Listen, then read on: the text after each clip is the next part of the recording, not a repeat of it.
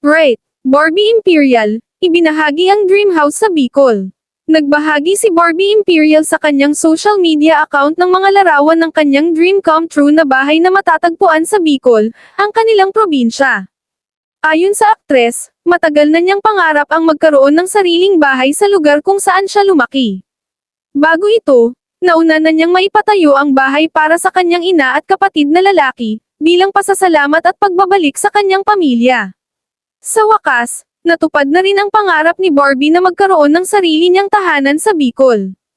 Ibinahagi rin niya ang kanyang pasasalamat sa kanyang pinsan na isang arkitekto, na tumulong sa pagdisenyo ng bahay.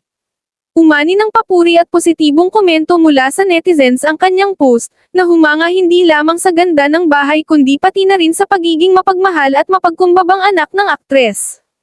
Patuloy na hinahangaan si Barbie Imperial hindi lamang sa kanyang mga proyekto sa showbiz, kundi pati na rin sa kanyang mga personal na tagumpay sa buhay.